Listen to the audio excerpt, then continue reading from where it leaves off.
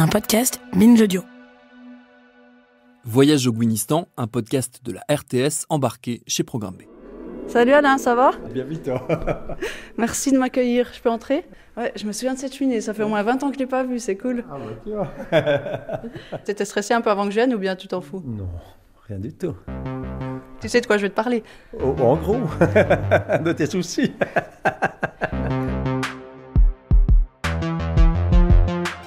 Voyage au Gouinistan, épisode 10, faire la paix. Si vous arrivez ici par hasard, il n'y a pas de hasard. Bienvenue à vous. On vous conseille de commencer par le prologue, ensuite l'épisode 1, l'épisode 2, le 3... Oui, parce que dans l'ordre, c'est mieux.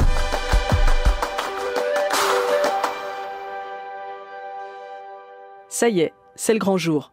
Aurélie va enfin parler à son oncle Alain. Elle arrive chez lui, ça sent la volaille grillée et l'orange. Il lui a préparé un bon repas. Il est chaleureux, lui propose un verre de rouge et l'invite à discuter dans le salon.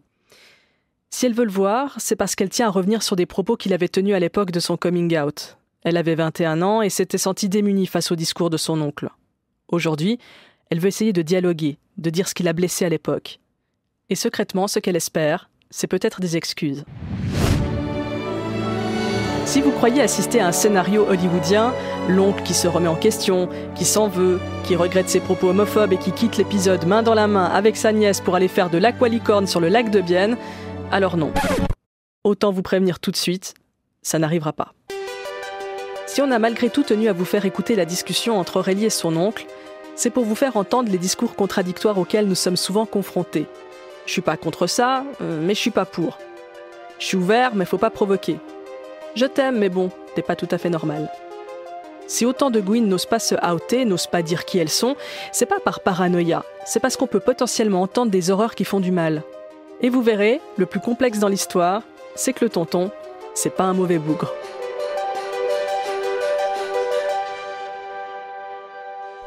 Bon, au début, on s'y attendait pas, quoi. Alors, si tu t'y attends pas, tu tombes de haut.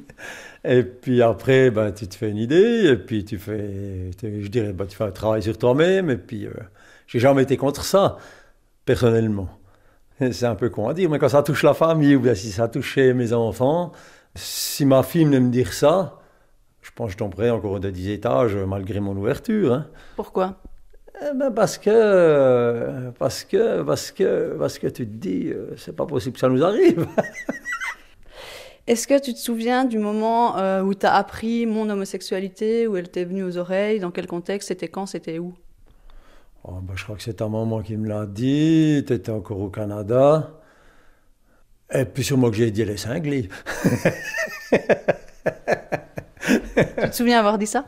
Ouais, je pense. Me connaissant, je peux pas dire autre chose. Je pouvais pas dire autre chose à ce moment-là. Puis j'ai dit, tu y crois, bon, ça va être passager. Et puis, ouais, parce qu'avant, tu étais plutôt assez dragueuse, quoi. Si j'avais dû parier là-dessus, j'aurais jamais, quoi. Clairement, tu le sens sur certaines personnes. Mais de toi, j'avais jamais rien ressenti de tout ça, quoi. Des fois, moi, j'ai du mal de comprendre, quoi. Qu'est-ce que tu comprends pas ? Comment c'est possible qu'on peut s'aimer en étant du même sexe, quoi. Mais non, c'est vrai que même les banques font de la publicité en mettant deux nanas qui s'embrassent et tout ça, ça vient à la mode. On le démocratise presque un peu trop. C'est juste si on fait pas de la publicité. Tu trouves ? Moi, je trouve. Il y a des trucs que je trouve déplacés de la part de banques comme ça. Tu n'es pas obligé de mettre ça pour avoir des nouveaux clients.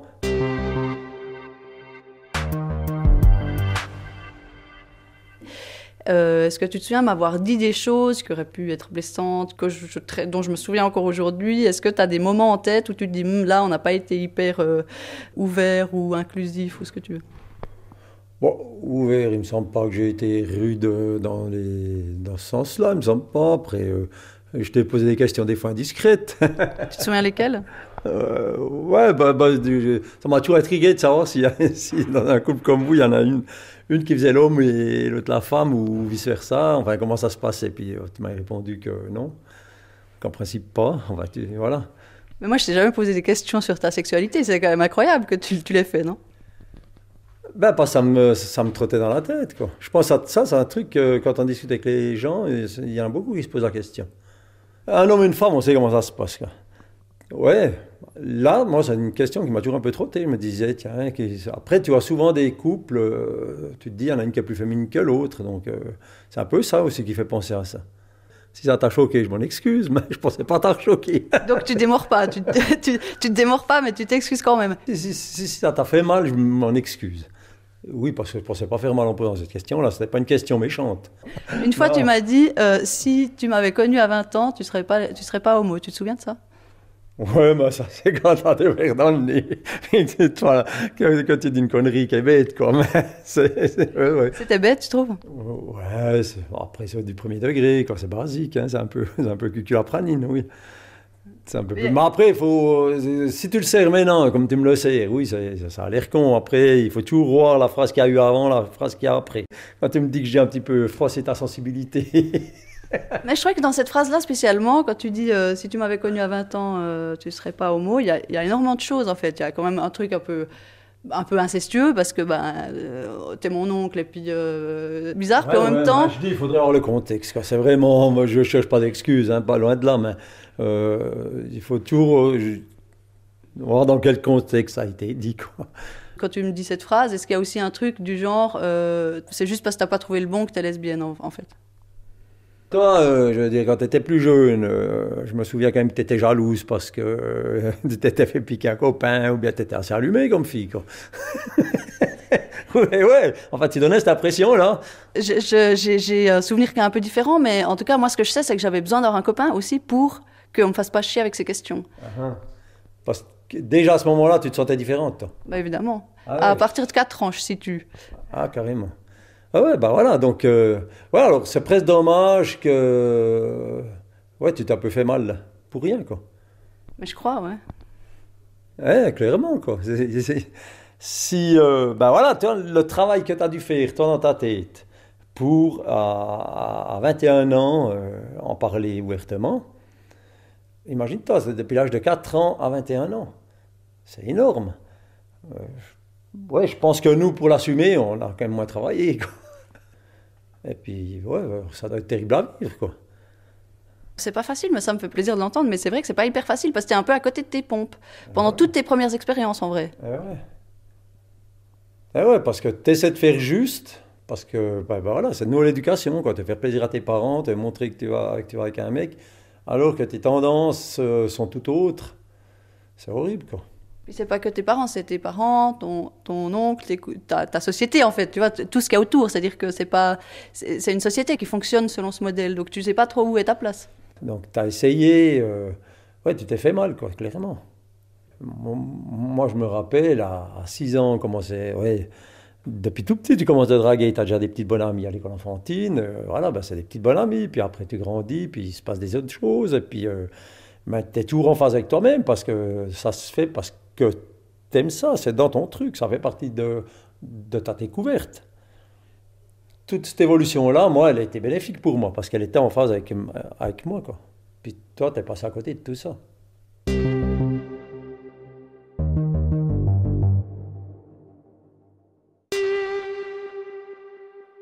Quand je t'ai appelé, tout de suite, t'as pas hésité et t'as pas même réfléchi, j'ai eu l'impression. Pourquoi t'as pas hésité une seconde? Je trouve que ça m'a fait plaisir que mon point de vue t'intéresse, quoi. Très clairement, puis il n'y avait pas à réfléchir. Tu voulais m'interviewer, moi je suis ouvert à ça, quoi. Après, tu prenais les risques peut-être d'avoir des trucs qui te plaisent moins, je ne sais pas. Je suis nature, je suis comme ça, et puis voilà, ça m'a fait plaisir.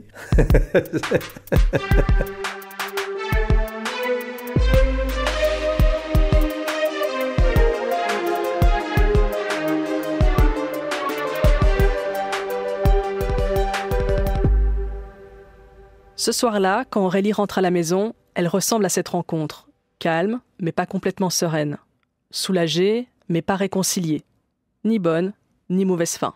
À la fin de la conversation, j'ai quand même l'impression qu'il a pigé quelque chose. Pour la première fois, il s'est mis à ma place, et ça semble l'avoir touché. Mais je n'ai pas pu m'empêcher d'être un peu déçue de moi, déçue de ne pas l'avoir confronté davantage quand il me redisait des choses qui sortaient de l'entendement. Quand il balançait certaines phrases, j'ai ressenti la même paralysie qu'il y a 14 ans. Et ça, c'était extrêmement désagréable. Gueuler, le confronter à ses incohérences, tout ça m'est encore impossible. Me fâcher contre mon oncle, c'est risquer d'impliquer d'autres personnes. Ma grand-mère, ma mère, mes cousins. Quand je me tais et que j'encaisse, et pire, quand je ris un peu pour avaler la pilule, c'est aussi une paix familiale que j'essaie de préserver. Si le discours d'Alain ne semble pas avoir beaucoup évolué ces 15 dernières années, il y a quelqu'un qui a énormément changé. C'est toi, Aurélie. Toi qui aimes pas faire des vagues et qui préfère encaisser plutôt que heurter, eh bien t'y es allée. T'as osé lui parler. T'as fait un sacré chemin vers ta propre paix. Un petit bout de chemin.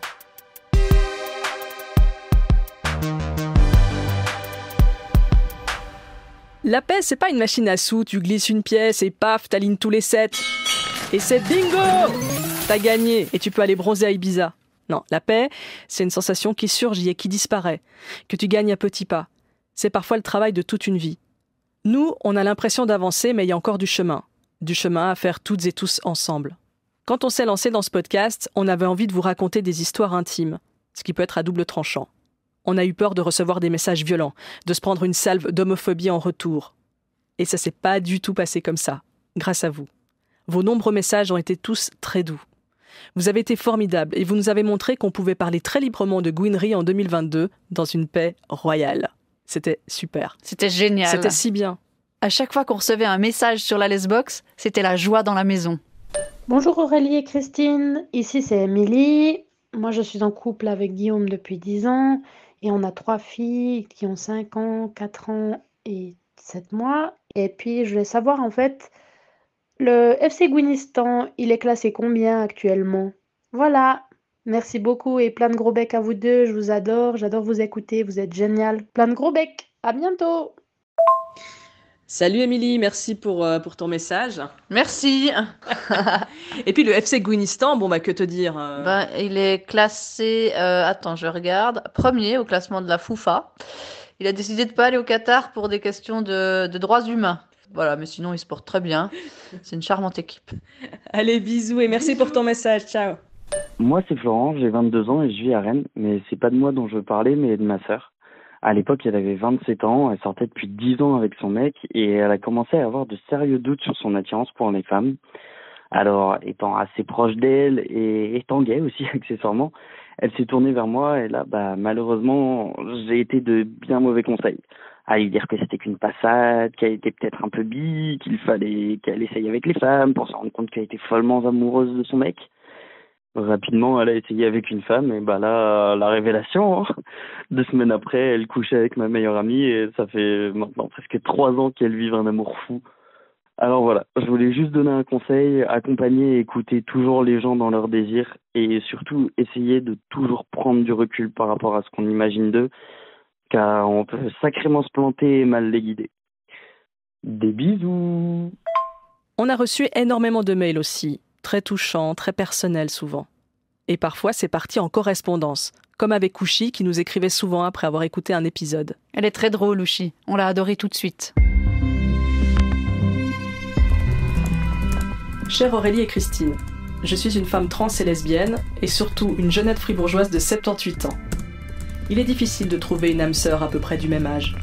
Jeudi, il faisait un temps à ne pas mettre une hétéro dehors, mais j'ai tout de même été visiter l'Estime, l'ambassade du Guinistan à Genève.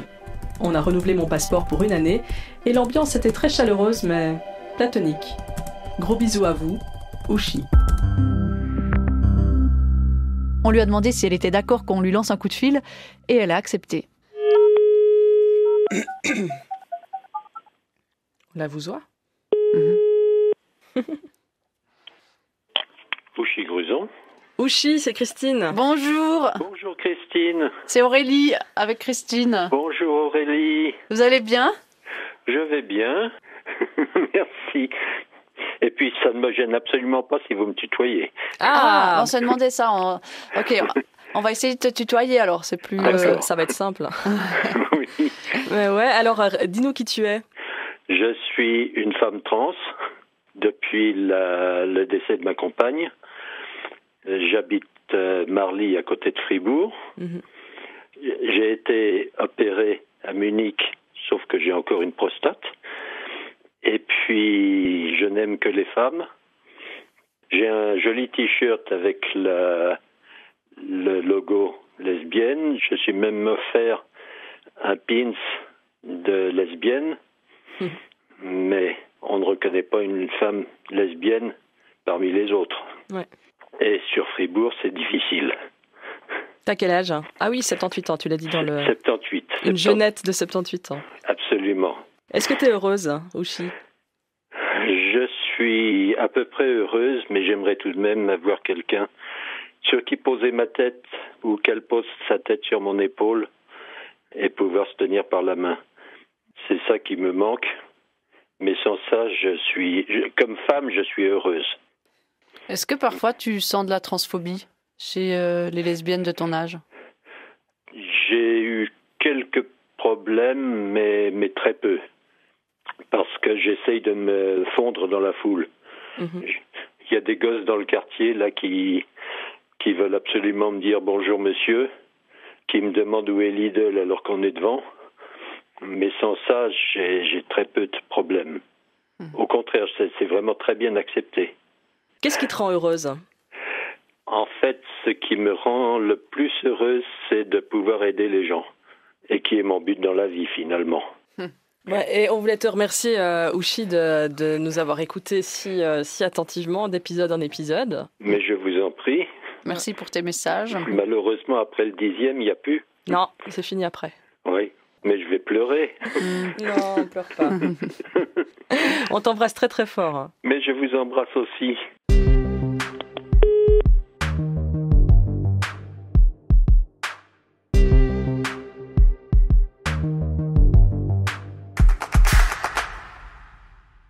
Ça sent la fin du podcast, Aurélie. Ça sent les vacances. Ça sent la playa. Et la tortilla de tu padre.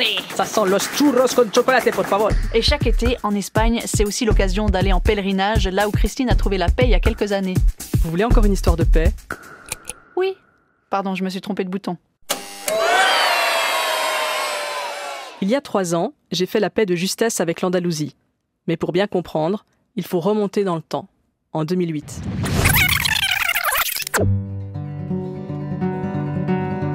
J'ai 28 ans, je tombe folle amoureuse d'une femme. C'était pas moi, c'était une autre. J'ai perdu assez de temps, je le dis à mes amis, ma sœur, mes parents, mes collègues. En 2 semaines, j'ai fait le tour de mon monde et j'éprouve un grand soulagement. Mais il y a une personne à qui je ne dis rien. C'est ma grand-mère en Andalousie. Enfin, à elle et à tous mes oncles, mes tantes, mes cousins et mes cousines qui vivent là-bas. Je leur dis rien parce que j'ai peur de leur réaction. Leur monde est hyper normé, faut pas que ça dépasse.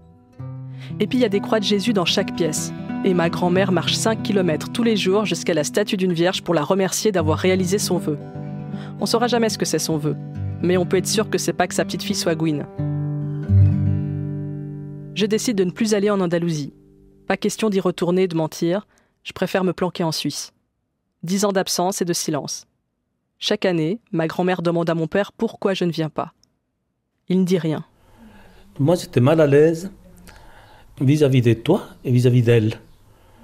Pourquoi, d'un côté, ma mère ne serait pas quelque chose de normal, que ma fille a une amoureuse, qu'est-ce qu'il y a là qui m'empêcherait de lui dire? Et d'autre côté, vis-à-vis de toi, parce que je savais que toi, le fait de tenir cela comme un secret, un non-dit, te mettait mal à l'aise aussi vis-à-vis de ta grand-mère. Donc un jour, on bavardait. Et puis on parlait de tout et de rien finalement. Et puis je lui ai dit comme ça, sans qu'il y ait une idée préconçue, je n'avais pas pensé parler de ça, mais elle m'a demandé des nouvelles de vous. Donc j'ai dit, voilà, Nathalie, avec les enfants, ça va bien. Elle m'a dit, Christine. Et moi je lui ai dit, mais Christine, elle va très bien, elle est heureuse, elle est en couple avec une fille. Je ne sais pas si, comment tu vois ça. Entonces me m'a dit, ya lo sabía, hijo mío, ya lo sabía. Pero me preguntaba, ¿por qué no me lo decíais? Mais je le savais déjà, mon fils, pourquoi vous ne me le disiez pas? Voilà, et moi, je lui ai dit, mais écoute, c'est pas, j'étais un peu gêné. J'étais gêné, effectivement, d'avoir gardé ces silences, ces non-dits-là qui n'avaient pas de sens. Elle m'a dit, mais tu sais, tout ça, quelle importance? Est-ce qu'elle est heureuse? Et moi, je dis, mais bien sûr qu'elle est heureuse. Elle dit, mais alors, voilà, qu'est-ce que ça peut faire, le reste? Alors évidemment, moi, même ma mère, ça m'a étonné. Je savais qu'elle avait une ouverture d'esprit et de pensée quand même assez étonnante pour son âge. Je savais que ma mère, de toute manière, n'aurait pas une réaction négative absolue et tranchante. Mais à la limite, tu te dis, si c'était le cas, ben tant pis. Tant pis. Alors si quelqu'un d'autre, y compris ma mère, ne le considère pas ainsi, ben tant pis. Tant pis, c'est comme ça, et puis c'est comme ça. Depuis l'Espagne, mon père m'envoie un message pour me dire que ma grand-mère est au courant et qu'elle est heureuse pour moi. Je suis dans la cuisine à Lausanne avec Aurélie, et à ce moment-là, je fonds en larmes. Moi qui pensais que ça n'avait pas d'importance, que j'étais en paix avec l'idée qu'elle ne le sache jamais, je réalise que je me libère d'un immense poids. À ce moment-là, je demande à Christine pourquoi on n'irait pas en Andalousie. Et on y va, d'autant plus qu'elle a 98 ans et un cancer du pancréas. On débarque à Andújar. On entre dans l'appartement, l'abuela est dans son fauteuil, le père de Christine à ses côtés. C'était génial. C'était génial. J'étais très heureux quand toi et Aurélie, vous êtes arrivés à la maison devant ma mère. C'était vraiment c'était un moment pour moi de joie. De voir, voilà, vous étiez là, et puis vous embrassez l'une et l'autre. Moi, c'est un moment de joie pour moi, oui. Ouais. Moi, j'oublierai jamais. Elle a pris Aurélie dans ses mains, enfin, elle a pris avec ses deux mains, elle a un peu écrasé les joues. Elle lui a dit, ah, t'as de beaux yeux. Et elle avait raison, d'ailleurs. Abuelita, lo siento por el tiempo perdido. Je dis à l'oreille de ma grand-mère que je suis désolée du temps perdu. Et elle me répond qu'elle m'aime. Quelques jours plus tard, elle meurt. J'ai fait la paix de justesse.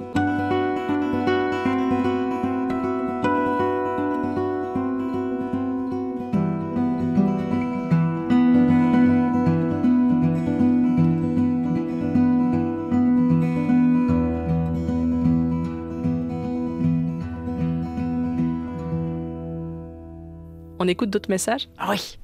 Salut Aurélie et Christine! On s'est retrouvés entre potes pour un apéro Zoom et on en profite pour vous laisser un petit mot. On est Clémence et Juliette. On s'est rencontrés à la fac de théologie protestante. On était en fait dans une église dans laquelle il y avait un vitrail en forme de mandorle. On a remarqué toutes les deux en même temps qu'en fait il avait une forme de vulve. Et Juliette m'a demandé, pleine d'enthousiasme, « Et Clémence, je suis sûre que toi aussi t'aimes les vulves !» Et ça finit en love story et maintenant on est amoureuses. Et nous, c'est Agnès et Emeline. On est mariés depuis 1 an et notre petite particularité, c'est d'être pasteurs toutes les deux. On s'est rencontrés sur les bancs de la fac de théologie. C'est beaucoup plus glamour qu'il n'y paraît. Et le cours sur les femmes dans le Nouveau Testament, ça nous a beaucoup rapprochés. On a la chance d'être super bien accueillis dans nos paroisses, que ce soit en ville ou à la campagne. Et avec elle, on essaye d'avancer pour faire en sorte que les paroisses et l'Église soient toujours plus inclusives. Mais si on a bien un message à faire passer, ça serait celui-là. T'es pas toute seule. Allez, à bientôt. Salut! Hey! Coucou le Gouinistan. Alors, pour mon message de paix et de réconciliation, je voulais partager ce que je suis en train de faire maintenant. Parce que là, je suis dans le train pour aller à l'office d'état civil pour faire officiellement changer la notion de mon sexe sur les papiers d'identité. Donc c'est un grand moment dans mon parcours de transition. Et c'est un peu fou, j'ai l'impression d'aller me marier avec moi-même en fait. Et enfin voilà, du coup, le message que je voulais faire passer dans ce témoignage, c'est que même si c'est parfois difficile d'être une personne LGBT à cause du regard des autres, moi je pense que c'est juste beau de pouvoir être soi. Et voilà, si vous êtes lesbienne, bi, gay, trans, queer, oubliez jamais que vous êtes des belles personnes et que vous êtes légitimes, totalement légitimes, que vous avez le droit d'être heureux et heureuse. Et je vous envoie plein d'amour. Nous aussi, on t'envoie plein d'amour. Et puisque c'est un peu la fête de l'amour, on a eu envie, pour conclure cet épisode, d'inviter à la maison Léna et Lara. Elles nous ont accompagnés dès le début. Elles nous ont raconté leur coming out. Léna nous a montré son tatouage. Elles nous ont emmenés dans leur famille choisie. Avec elles, on est allé à Paris voir Alice Coffin. Elles ont été un soutien de tous les instants. Ce soir, chez nous, un peu nostalgique, elles partagent leur tentative d'apaisement. Bah oui, c'est la thématique de cet épisode.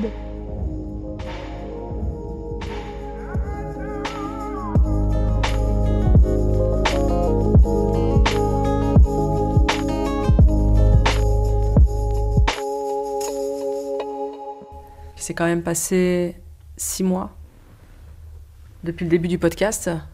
Est-ce qu'il y a des choses qui ont changé dans vos vies ? Par rapport au coming out, j'ai l'impression que j'avais... Parce que moi, je ne suis pas out au niveau de mon travail à 100%. Et puis, j'avais vraiment toujours ce truc où j'étais en lutte perpétuelle avec moi-même de me dire... Mais en fait, si je ne suis pas out au travail, ça ne me ressemble pas parce qu'en fait, je ne suis pas quelqu'un qui me cache de ça dans ma vie de tous les jours. Et du coup, en fait, j'étais un peu dans cette lutte de... Je dois faire mon coming out. Et puis, en fait, au final, maintenant, je me rends compte que j'ai pas besoin de faire mon coming out à tout le monde. C'est pas grave. Et ça ne change pas qui je suis, en fait. Ça te rend pas une Gwyn moins courageuse ou qui nuit à une quelconque cause, etc. C'est ça que tu dis ? Oui, c'est ça, ouais. C'est quelque part, c'est leur livrer une partie de mon intimité à certaines personnes. Et certaines personnes, j'ai pas forcément envie de livrer cette intimité. Mais ça veut pas dire que je suis pas une personne entière et que je revendique pas des choses ou des causes au fond de moi, sans faire mon coming out sur mon lieu de travail, par exemple. Non, mais ça veut surtout dire que ton temps, il est important et qu'il faut pas le gaspiller avec des gens qui le méritent pas. Oui, il y a un peu ça aussi, je pense, ouais. Et c'est vrai que de remuer tous ces trucs de coming out, oui, en fait, je suis out dans ma vie de tous les jours, mais pas au travail, et ci et ça. Et en fait, c'était vraiment un peu un combat quotidien. Et maintenant, ça l'est plus du tout. Je me sens beaucoup mieux avec ça maintenant, mais vraiment notamment depuis le début du podcast, en repensant à toutes ces histoires de coming out où, en fait, c'est ok, ça change pas qui je suis.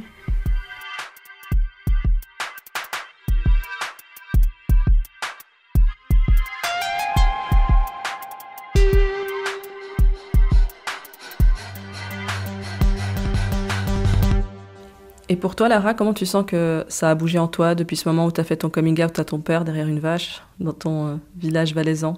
Qu'est-ce qui s'est passé pour toi ?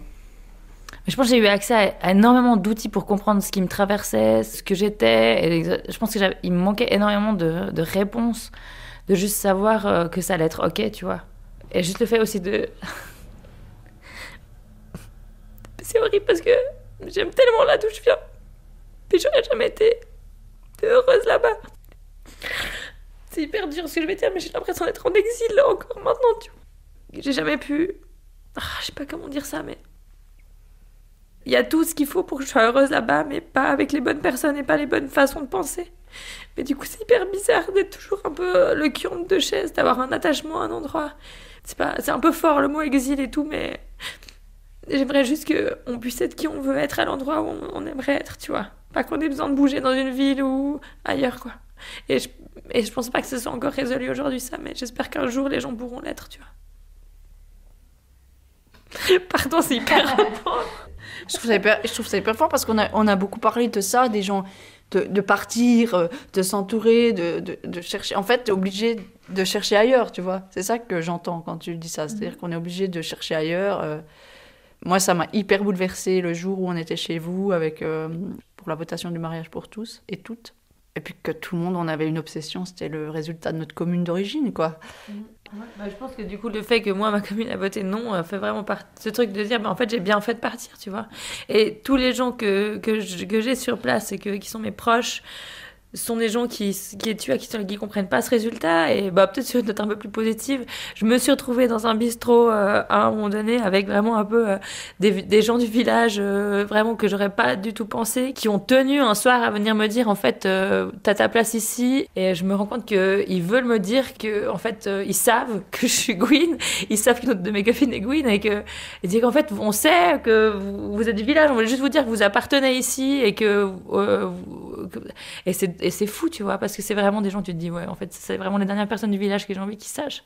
Et en fait, ils avaient besoin de me dire. Et j'ai trouvé ça hyper fou qu'ils me le disent et tout ça. Et vous étiez dehors, vous compreniez pas pourquoi je restais avec cette équipe-là. Ils disaient, mais vous êtes venus me chercher. Puis j'étais là, non, en fait, je crois que je dois rester, je crois que je dois parler avec ces gens.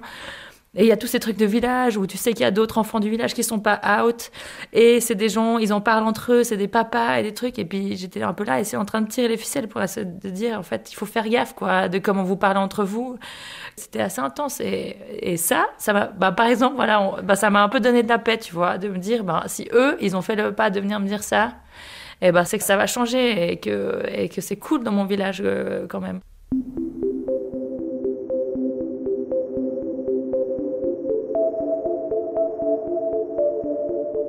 C'est notre dernier enregistrement en fait. Ouais. Ah, dernier. Ouais. Ok. vous sentez comment? Moi, je réalise pas complètement que c'est fini. Ouais, il me semble qu'au début, quand vous parliez de pourquoi vous vouliez faire ce podcast, c'était pour trouver la paix, non? C'est toi qui dis ça?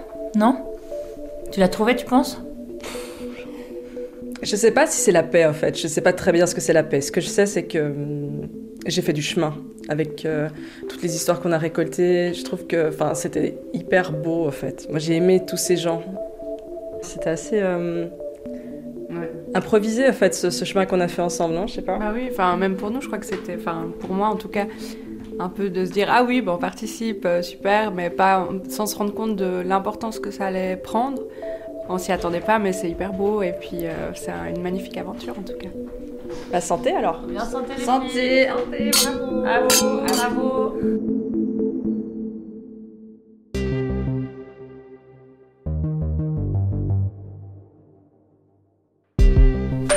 Bonjour, je m'appelle Nicole Marty, je suis présidente de l'association Lilith, l'association qui organise les soirées lesbiennes LOL dont vous aviez parlé dans un précédent épisode. Et en Suisse, on a la chance qu'on a un réseau associatif qui est pas mal grand, donc peu importe où tu te trouves, tu vas trouver une association pas trop loin de chez toi, mixte, pas mixte, enfin il y a les critères que tu voudras pour avoir un endroit qui va t'accueillir, t'écouter et te soutenir. Et puis maintenant, on a la chance aussi d'avoir vos podcasts. Alors voilà, je voulais juste dire comme ça mes remerciements vraiment pour les personnes qui ont participé et qui ont partagé leurs récits. Je voulais vraiment vous remercier pour ce magnifique voyage qu'on a fait en votre compagnie. Alors du fond du cœur, vraiment un grand merci. J'ai l'impression que c'est l'heure de se quitter, Aurélie. Quoi, tu vas me quitter? Mais non, mais de dire adieu. Tu vas me dire adieu? Mais non, mais pas à toi. On est d'accord qu'on reste ensemble, toi et moi, après le podcast? Mais oui, mon amour, mais on dit juste au revoir aux gens. Ok. J'ai beau te dire adieu, tu vois, c'est pas l'amour qui pleut sur moi. J'ai beau te dire que je me tire, je reviens quand même dans tes bras.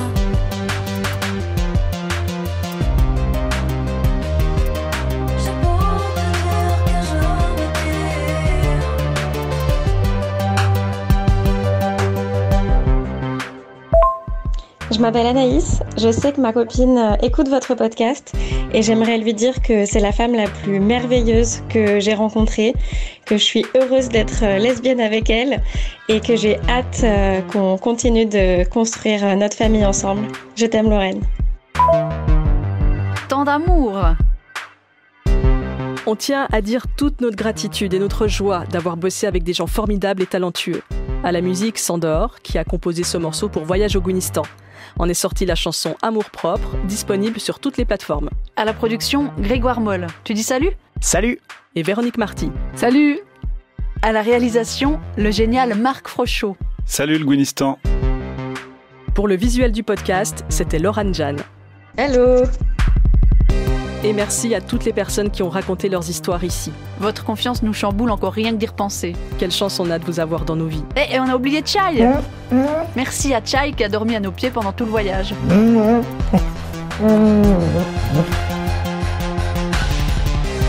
Vive le Gounistan libre. Et bravo les lesbiennes. J'ai beau te dire adieu, tu vois, c'est pas l'amour qui pleut sur moi. J'ai beau te dire que je me tire, je reviens quand même dans tes bras. Tu n'auras plus mon amour, pas un mot, pas un geste, pas le peu qui m'en reste. J'ai beau te dire adieu, tu vois, c'est pas l'amour qui pleut sur moi. Pas un mot, pas un geste,